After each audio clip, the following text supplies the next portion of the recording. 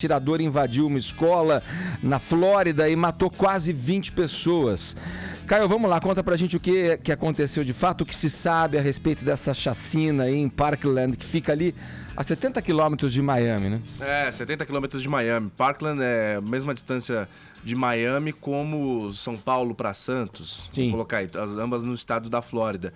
Quem tá vendo a gente pelo YouTube tá vendo a foto de um garoto segurando uma arma, uma pistola. Esse é o suspeito de ter cometido o ataque. Ele já foi preso. 2 horas depois desse ataque, a polícia conseguiu prender ele a alguns quilômetros de distância da escola. Ele tem 19 anos, é o Nicholas Cruz. Ele não confessou o crime, mas tudo indica que foi ele mesmo que entrou atirando na escola dele. Há alguns fatores que levam a polícia a acreditar nisso. O xerife da região já deu entrevista para os jornalistas, falou que vasculhou as redes sociais desse jovem, do Nicholas, e o que eles encontraram, nas palavras do próprio xerife, são coisas, abre aspas, perturbadoras, fecha aspas. A polícia também acredita que o que motivou ele a ter entrado na antiga escola que ele estudava, essa escola onde aconteceu todo o atentado, é porque dias atrás ele foi expulso de lá por mau comportamento. E nos Estados Unidos existe, aqui, assim como aqui no Brasil, a discussão de bullying, lá num âmbito, numa outra esfera, eu acredito, embora o assunto seja o mesmo, porque lá as consequências geralmente são mais graves.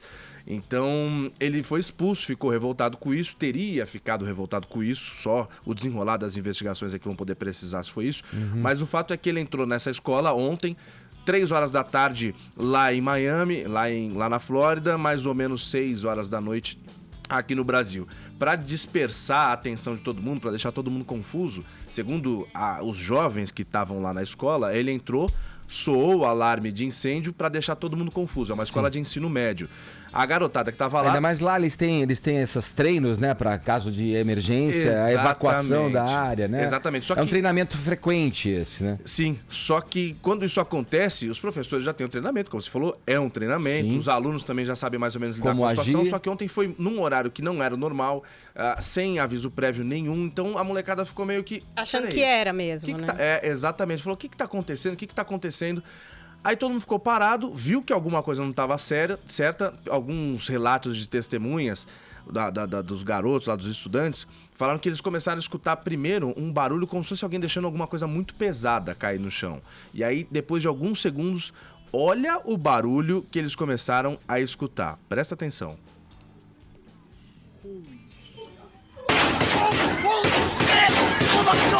Oh my God! É uma sensação você vê que acho que é só muito quem passa disparo. Que é uma coisa... Não era uma arminha qualquer, que também é tão letal como qualquer outra, mas isso era um rifle. Era um rifle, um fuzil que a gente chama uma arma aqui. De guerra, né? Um AR-15. Uma arma super pesada que esse jovem de 19 anos entrou portando e foi atirando contra quem ele podia. Vários alunos ficaram feridos, tem alguns que estão passando por cirurgia ainda até agora e alguns outros em estado crítico. Não dá para saber se esse número de mortes vai aumentar. Evidentemente que todo mundo fica torcendo para que não aumente, mas 17 pessoas morreram, 15 na hora, outras 2 foram levadas para o hospital, mas acabaram não resistindo e momentos depois acabaram perdendo a vida. E ainda tem mais essas outras que estão internadas que não se sabe ainda como vai ser a recuperação delas. Bom, isso acontece, Edgar, 22 dias depois de um outro ataque. Teve um outro ataque nos Estados Unidos recentemente, no estado de Kentucky, que 2 estudantes ficaram mortos. E a gente lembra do caso mais recente, não era uma escola, mas era naquele show que estava tendo em Las Vegas, sim, que o cara subiu num quarto de hotel cheio de armas, saiu atirando. Enfim, tem um monte de casos desses nos Estados Unidos. E por mais que a gente vá perdendo conforme a frequência dos casos, a gente vai perdendo talvez aquela capacidade de sensibilizar, chama atenção, né? É muito frequente nos Estados Unidos, não deveria, claro. A violência aqui no Brasil também é rotineira. A gente fica um pouco mais frio por esse tipo de notícia. Mas que coisa, né? Tem esse caso da menina que a gente acabou de falar de Curitiba. Curitiba não, no litoral, né? No Paraná, né? Tonho, olha, tua opinião a respeito dessa questão aí do porte de armas aí já é conhecida aqui, mas eu acho que vale a pena você trazer pra gente também o teu ponto de vista agora, já que bem lembrou o Caio, a gente falou agora, a Paulinha trouxe a notícia da youtuber que foi baleada ali, numa situação ainda sem um entendimento do que pode ter acontecido mesmo ali. Agora o Caio vem com essa notícia aí, né? A gente tá tomando conta dos noticiários, essa questão, né, dessa chacina lá na Flórida.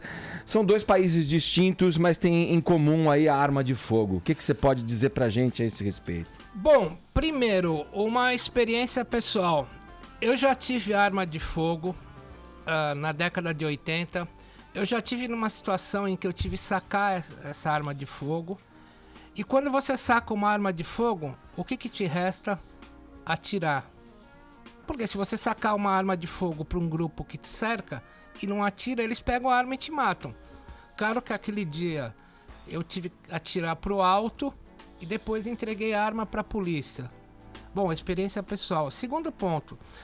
As armas são proibidas no Brasil e são liberadas a qualquer civil nos Estados Unidos. Agora eu quero fazer um comentário cirúrgico. Nós temos aqui, a população norte-americana é de 323 milhões de pessoas. 270 milhões têm armas. São 89 armas para cada 100 habitantes. O Brasil tem uma população de 207 milhões de pessoas e 15 milhões têm armas. São 8 armas para grupos de 100 habitantes. Portanto, 8 para 89. Os Estados Unidos têm 10 vezes mais armas nas mãos de civis do que no Brasil. No entanto, o número de homicídios com armas de fogo no Brasil, apesar de ser 10 vezes menor que os Estados Unidos, o número de homicídios com armas de fogo no Brasil é 5 vezes maior do que nos Estados Unidos. A pergunta que eu faço, imagine se a gente liberasse arma para o país que é pródigo, este país em que vivemos, em discussão de boteco. Uma coisa que me incomoda muito é o argumento que o Jair Messias Bolsonaro usa, que lhe foi assoprado pelo seu assistente de campanha, filósofo Olavo de Carvalho, de que regimes comunistas costumam desarmar a população civil antes de tomar o poder. Eu acho que isso é uma balela. Eu acho que se a gente liberasse arma para civis no Brasil, eu sou absolutamente pacifista. As discussões de boteco que eu, nós, você, todos vemos iam tornar esse país uma barbárie. Sou absolutamente contra.